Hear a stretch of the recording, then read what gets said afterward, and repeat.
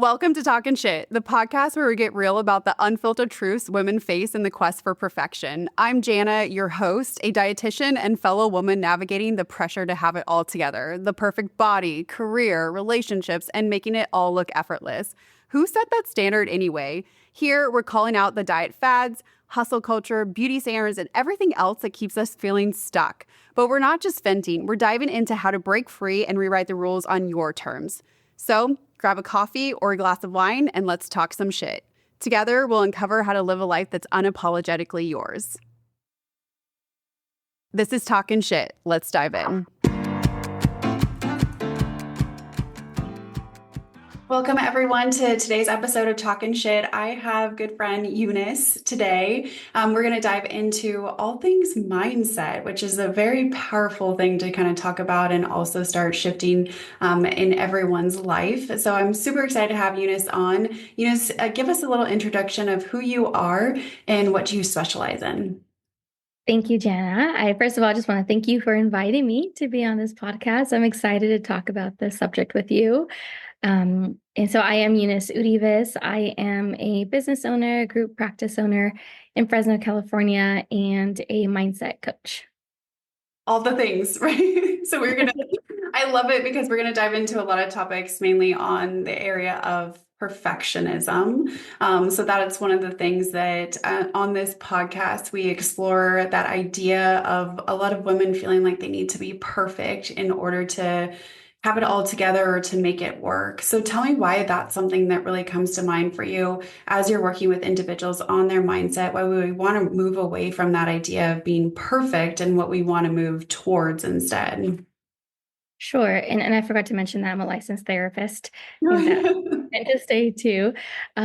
So in my line of work, right, this comes up a lot in working with clients, especially amongst young adult females, or just females in general too.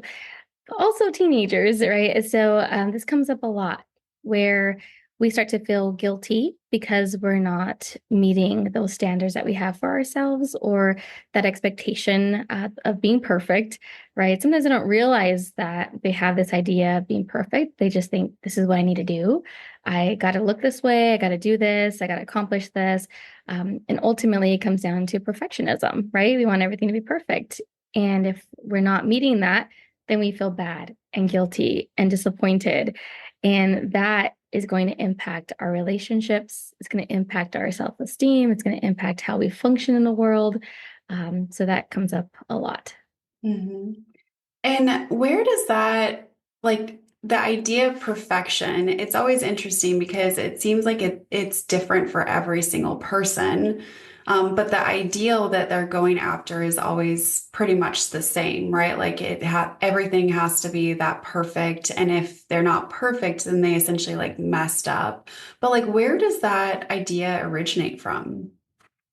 So my approach to therapy is from a psychodynamic approach, which goes back into looking to one's childhood and looking at what were the influences, what were the early messages that you received growing up, right? And so I believe that a lot of that originates from our upbringing. For example, things that you hear your parents say or being compared to your siblings, right? You start to get this message that this isn't good enough and this is what you need to do, right? Everyone's praising so and so. Oh, they must have it right. So now that's my new standard, right? I have to do it like them because they got so much praise and attention and I didn't, right? So it starts very young. And it can happen in your sibling groups, in your family. If you come from a family who's very judgmental or critical, right? Family who says, "Oh, you're gonna wear that," right? Or just any kind of judgment and criticism that starts to develop into these ideas of what perfection is and what we need to do and how we need to look. Mm-hmm. And I imagine then we layer on those expectations, the societal expectations, right? And do you feel like it's mainly like the majority of individuals that struggle with this are female, or do we also see this with men as well? Yeah, in my work, in my experience, I've seen this predominantly in female. Mm-hmm. But part of me right now is thinking that That could be because men are not really coming forward with it, right? And females are the ones who are more open to talking about these things. So that could be a reason for that. But it just in my experiences, it's been predominantly female. Yeah. See, how I see it with my coaching clients is usually this perfectionism that really is taken, I say taken out on the body in the sense of like if they do not engage in XYZ behaviors, then their body failed them, or they don't look a certain way, then they failed as a woman. I've had so many women share with me that they are so afraid of, and I'm just going to say like being fat because that's not what the perfect image of a woman looks like. And then they feel like they completely failed as in their female experience. Is that what, like, do you see that? Or how would you be able to support someone who's expressing those feelings into a maybe more healthy mindset?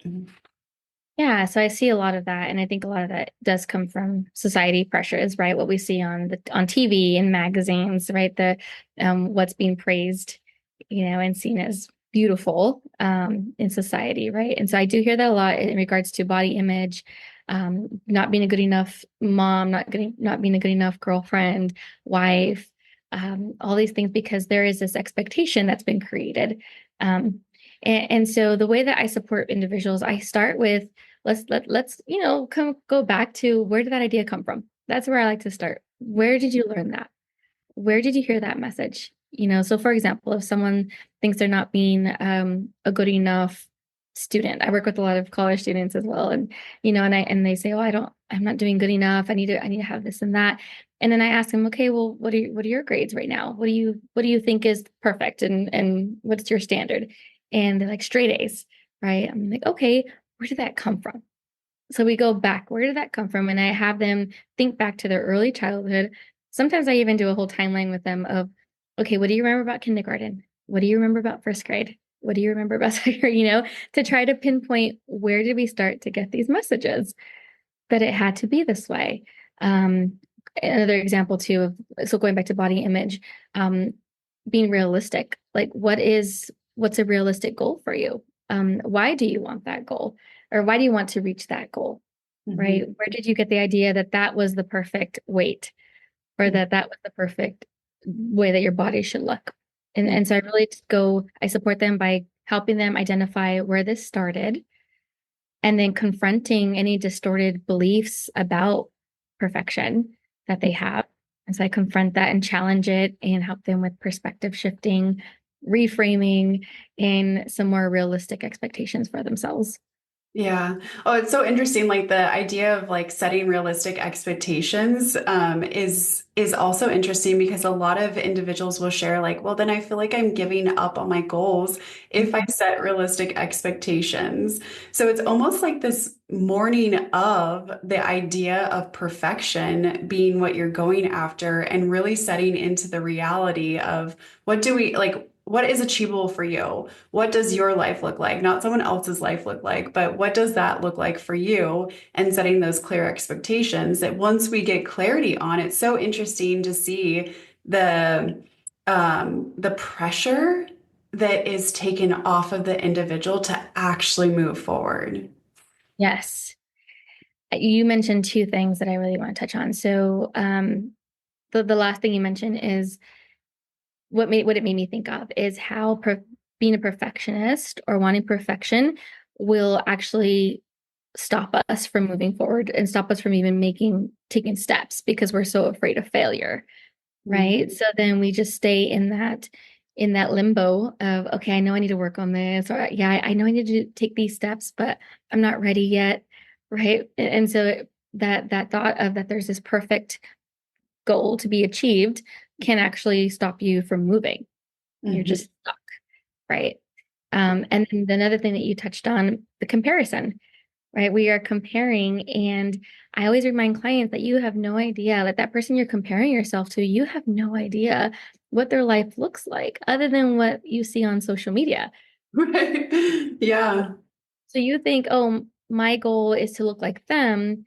And then if I get realistic and change it, then I'm not going to look like them. you don't know where they started. You don't know how hard they worked to get to where they were. You have to start with realistic before you can, you start realistic and then maybe eventually that could be a realistic goal. Hmm. You got to start somewhere. Yeah. And caring to others that you know nothing really about is only going to hurt you and harm your progress, right? Or slow down your progress. Yeah. So, the idea of social media, this one is always, I feel like, a hot topic because in so many ways it's been really beneficial. And in other ways, it seems to have really deteriorated our mental and emotional well-being. And particularly, I'm assuming for the younger clientele that you work with, what impact is social media having on the mental well-being of individuals just across the board? Oh my goodness, so much. And I know that my teens, I always have a disclaimer with my teens, like, hey, don't hate me and don't judge me for saying this, but I hate like I hate TikTok. I hate all the, so I jokingly share that with clients just because of the harm that it's doing. It is it's all for views, for likes, a lot of it, right? I think I want to give kudos to all those out there who are being really real and who are helping people see that, what is realistic and hey, this is what I struggled with and this is how I got through it. Kudos to those people. But there are a lot who are not being authentic, right? And then these kids, these teenagers are viewing these things, adults as well, right? But they say, "Oh, that's the trend. Everyone's doing it." And when you're young, your goal is to fit in, right? You're developmentally, that's your stage of life. And when you're in that developmental stage of life, it's to fit in, to be liked by others, to figure out who you are. And so they are very influential at that age. And so they're seeing all these things of this is what society says I should look like. This person has a million views. That must be a standard, right? This person, all these followers, that's the standard then. And Mhm. so they strive to mimic and be like these influencers, people that they see online, which aren't even authentic or real. Yeah, which totally changes like that baseline expectation then, right? Right.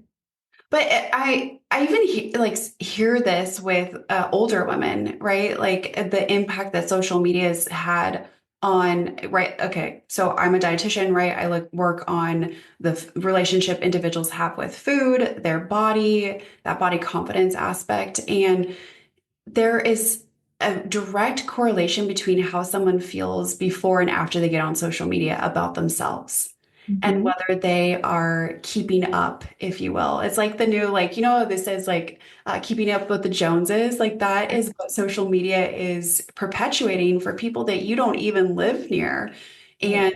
and really hindering that progress from engaging in those healthy habits that are best for the person. So it's fascinating to see that it's not like certainly with like the younger generation, it's having a large impact because well, I think you and I grew up where like we were just getting cell phones, right? Like we did not have access to social media until probably what like late high school, early college timeframe. And I can't even imagine like growing up as a young adult now or a teenager with all the information that is being given to them and then the impact that it's having on self-esteem, self-worth, all those things. Definitely. And one of my mindset tips is if you don't know the trends, if you're not on social media and looking for the trends, then you'll never be off trend, right? Because you yourself won't realize that. And that comes from those experiences, like you were just saying, as a high schooler. I didn't know what I was missing out on. I didn't know that there was something to be missed. I didn't know that, because we didn't have social media like that.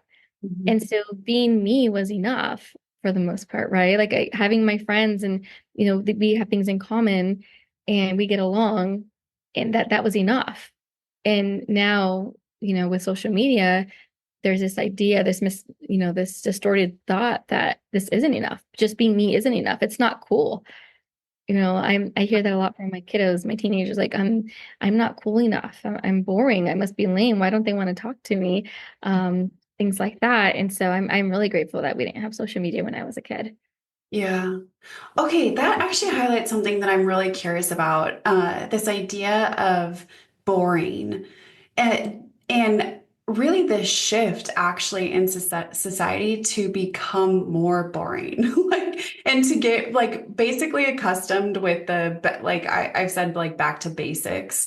We're getting back to the basics of like, what does life really look like? Because there's been this fame aspect that's been plastered all over Instagram, and this like the highlights reel, right? Like, are all the traveling or doing all these things, having all these new things that are not realistic for most people. And the excitement factor that is created on social media versus what is really experienced in real life is a huge disconnect. Yes. So many things are romanticized, right, on social media. And Yeah. and then they do really great editing for their videos, and they make it look like every part of this whatever experience it was, every part of it was so energetic and exciting and fun, right? And in reality, one thought on my mind, it's Christmas time right now, right? And so I'm thinking about when I went ice skating recently to, downtown. They had an ice rink. And, as my real experience, there's that, I guess, quote unquote, boring part of parking, walking, just Finding being cold, the place. Yeah. finding a place, like where are we, that realistic part of that. And then, oh man, there's so many people. And so that was a little, I think it could have been a lot more fun, but because there's so many people, they were in the way. Your feet hurt, right? All these different things that are so real. But you see influencers posting similar things, and it looks like every single part of it was amazing, right? And so then if you're someone who doesn't have a healthy mindset, then you can look at that and say, wow, my experience was really bad, Mm, right? Maybe I need better friends. Maybe I, didn't go with the right people, because I didn't seem to have as much fun as they seem to have, mm, right? And so you can start to compare that because they're just showing it and it's just unrealistic. mhm. Yeah. I, okay, so I've heard a couple different things in this space. Like if we're thinking about like the mental well-being, stepping away from perfection, really not comparing your individual journey to someone else's. And I've heard some people recommend to like block social media accounts that essentially like trigger you or activate you or like not engage in it.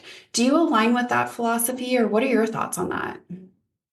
I do. I do to a certain extent. I have recommended for clients who are working towards healing, those insecurities that they might have about themselves and on a journey of changing that mindset, right, to having more healthy mindset. Until we're at a place where I feel like they can see that and not be triggered, I might recommend that to say, hey, maybe you should stay off social media for a while, right? Or maybe mute those pages that are most triggering for you, Mhm. right? Or follow people who are talking about these things, right? Like perfectionism and or being real, where you can actually learn, right, rather than comparing. So I do align with that because it could be very dangerous for someone who doesn't have a healthy mindset. It Yeah. can really spiral. Yeah, it's a great way to momentarily, maybe, or indefinitely put a pause on things that are not beneficial to your health, essentially. Sounds like.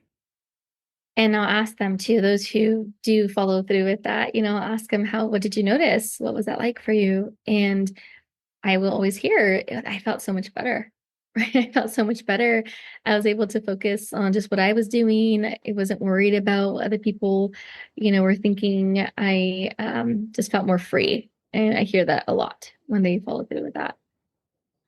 What are some other like mindset traps, I will say? Maybe you have a different word for it that we should be mindful of if we're really looking to enhance our overall mental health, mental and emotional health. So I have a few favorite quotes that I have in regards to that. And so one is that a master has failed more times than a beginner has ever tried. And I love that quote because in order to become really good at something, you have to fail. You can't be perfect. right? You're going to have to fail time and time again. You're going to have to make mistakes in order to get really good, right? So that's one mindset quote that I like to share with clients. Another one is what that was shared with me by my own coach that really helped me start my business even or get going with my business was that if it's perfect, then you waited too long. Ooh. Yeah. Yeah, that's a good one. Yeah. Because I remember thinking, oh, I can't put my business out there yet because I don't have my logo isn't perfect yet, or I don't have the perfect you know, things in the background, right? Like the perfect background or yeah, all those things. I can't do this because it's not perfect. And it's like, well, then you're never gonna do it, right? And you're gonna just waste so much time and you can be putting it out there. And so that really helped me just do the things. I was like, yep, it's not perfect yet, but I'm just gonna do it. So here it is. And it worked out really well. So that's one quote that I really like too. Um, recently I was working on a post to post soon, a mindset tip that you're not even if you're doing something that you love, you're not going to love it 24/7, right? You're not going to feel super enthused and happy and excited every single second, Mhm. right? And I think that's something that's a trap, like you said, that people might fall into that I prayed for this opportunity. I should be here. Like I wanted this. So why am I not motivated? Why am I not doing the things? And then they start to feel guilty, right? But it's going to take a lot of work and energy to keep doing the things that you love sometimes. And so Mhm. don't expect it to be amazing every single second. So that's Right. one of my things I would give too. I love quotes. They're so easy to like remember and they always seem to hit home just like very quickly. But I'm also thinking of this idea, like, so what you shared, right? Like the master has failed more times than a beginner has ever tried. Is that it? Yes. It sounds like then if we're working like we talked about with perfection, right? Like of setting realistic expectations, it sounds like our expectation then should be to fail Yes, versus to always have it right. exactly. We should embrace failure, right? We should be happy when we do fail because that means that we're learning and we're growing, Mhm. right? In order for it to be where we want it to be.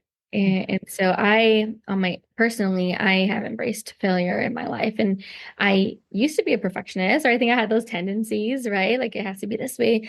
But I've learned and I've grown that that's not realistic. And I'm a human being. I'm limited in my capacities as a human being. I don't know everything. And I'm going to learn. So I listen to podcasts every day. I read books. I want to learn. There was one quote that stuck with me, and I'm forgetting who the person was who said it, but it was something about getting comfortable with temporary incompetence.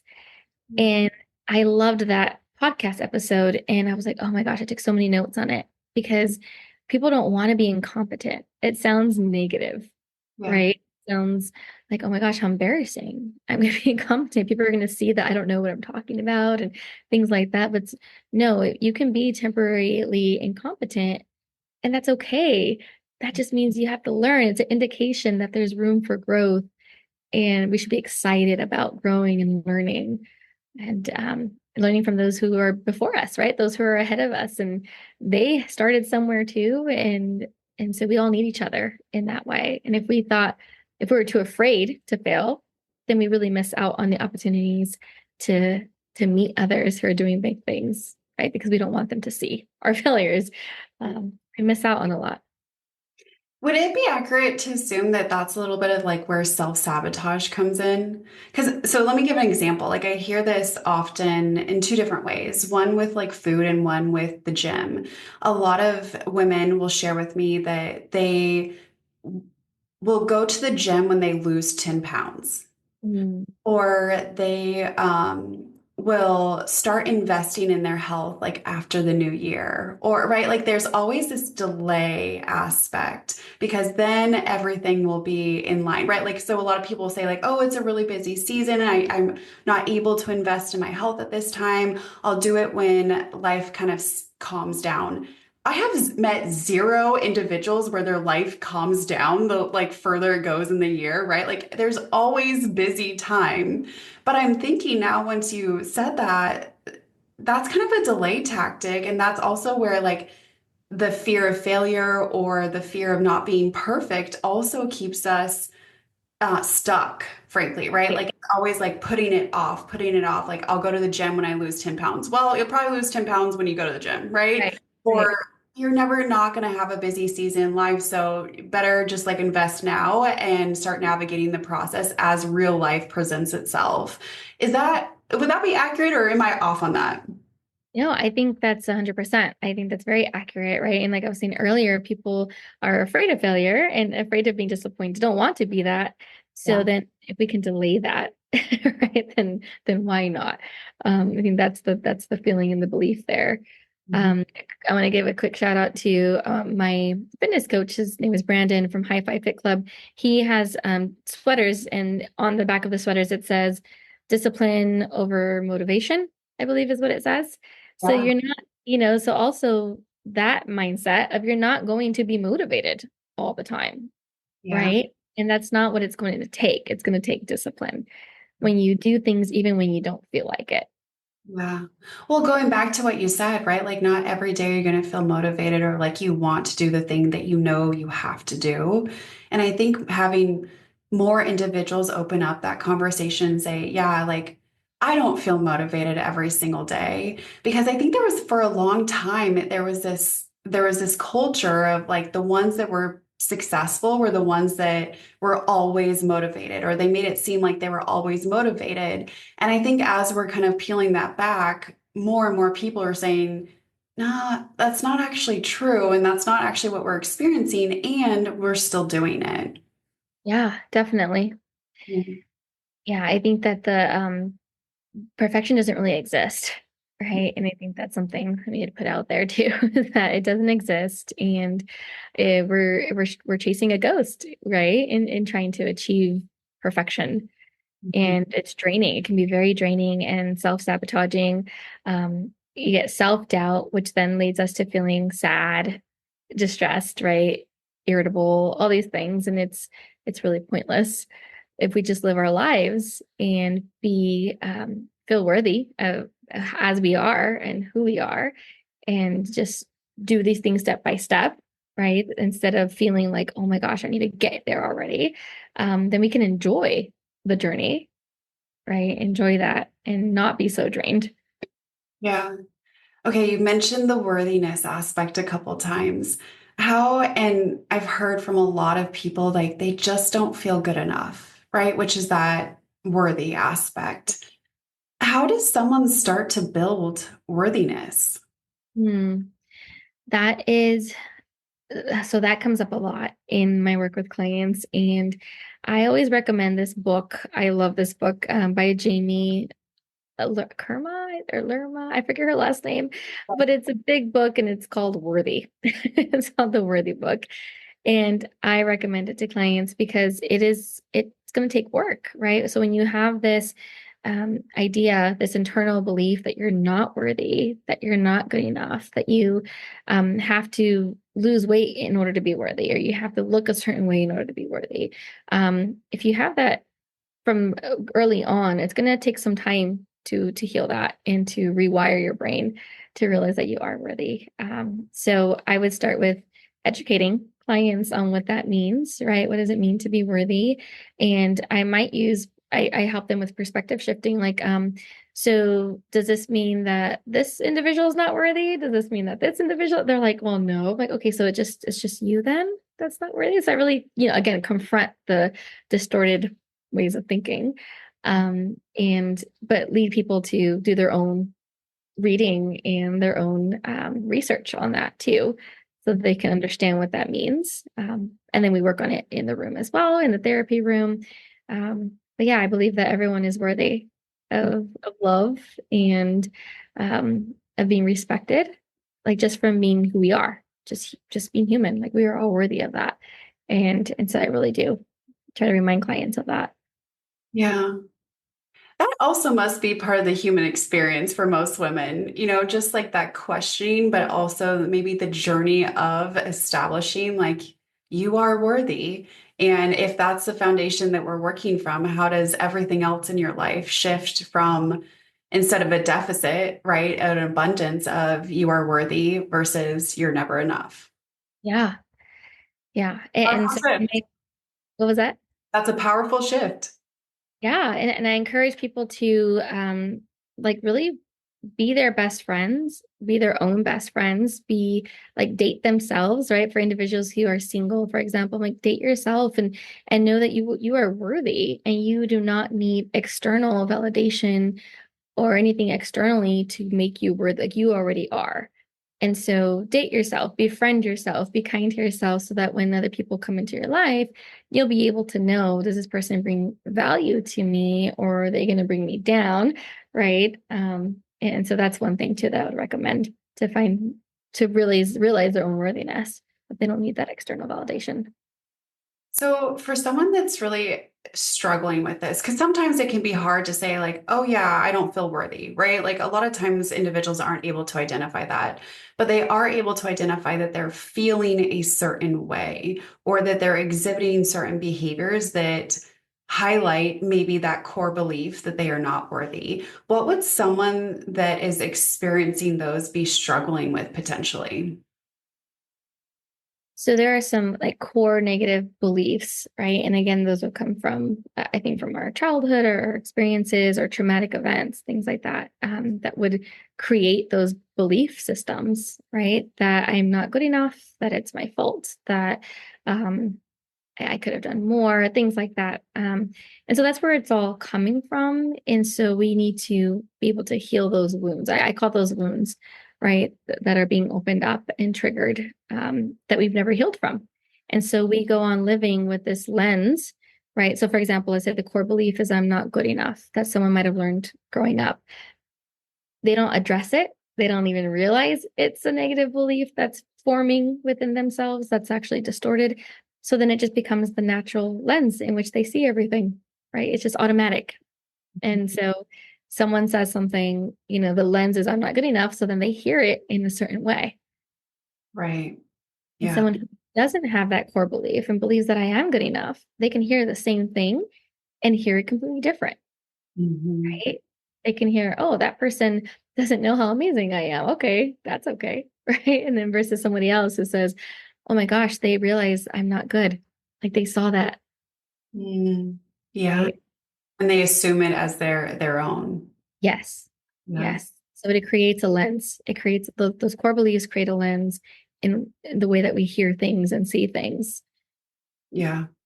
It's fascinating, Eunice. Like I love this conversation. I love these topics so much because though I'm a dietitian, like helping women heal their relationship with food also helps them heal their relationship with themselves. Mm. So often I will say, yes, food is part of the equation, but it's not the entirety of the equation. And for someone that's really struggled with food, they feel addicted to food, they feel like they've yo-yoed, they've tried every diet out there. They never had the body that they want in their life. When we really start peeling back a lot of layers, I often work with individuals that are also working with a counselor because they're working on their self respect, their self esteem, their self worth, their um, uh, even feeling like they deserve to feel good, right? Like they're oftentimes really scared to feel good because that means something different about them. And so it's always fascinating to just keep pulling back those layers of yes, food is part of that equation, right? Like we certainly need maybe some education around that or how to really build healthy meals or whatnot. And we also have to do that deeper work for you to actually believe that you can feel really good about yourself in all the ways. Yes, you really hit the nail on the head with that last part. You said the belief, right? And that's the worthiness part. So what you I heard Brene Brown, she's I don't know if you're familiar with her. Yeah, Yeah. she's amazing. And so she talks about the difference between self-esteem, self-confidence, and worthiness.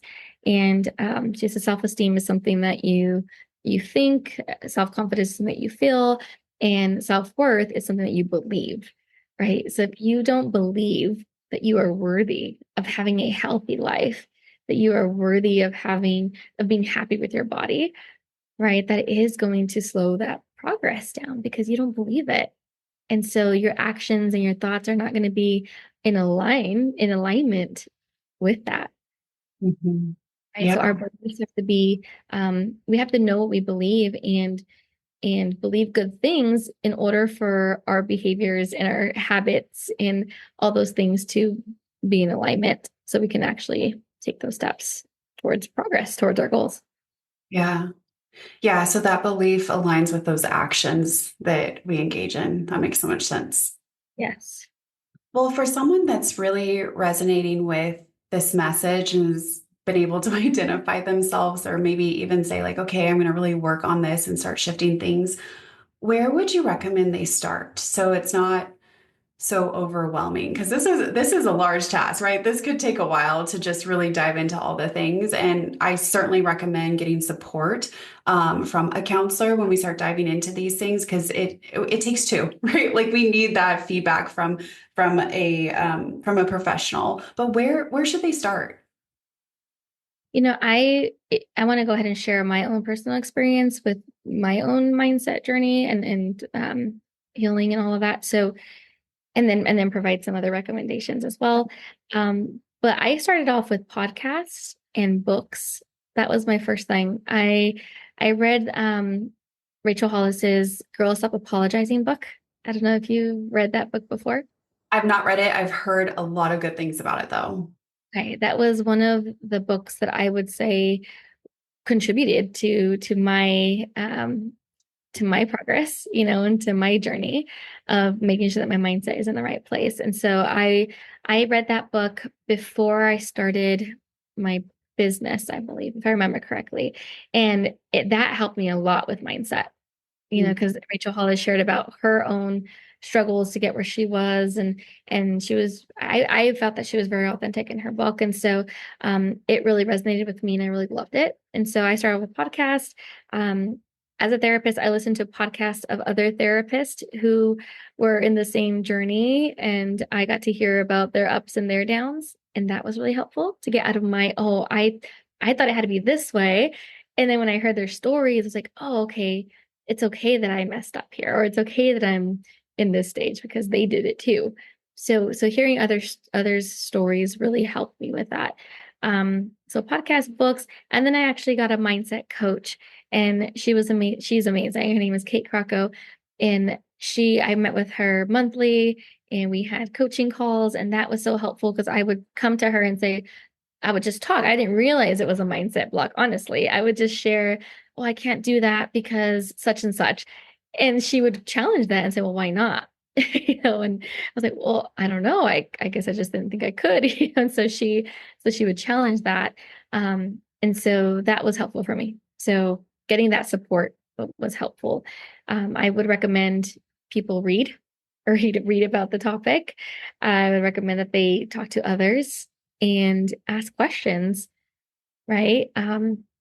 Those who they admire, ask them questions, learn from them, right? And find out that they're actually not perfect, right? They're also human and they've gone through things. So be curious and don't be afraid to to not know something. Don't be afraid to ask questions.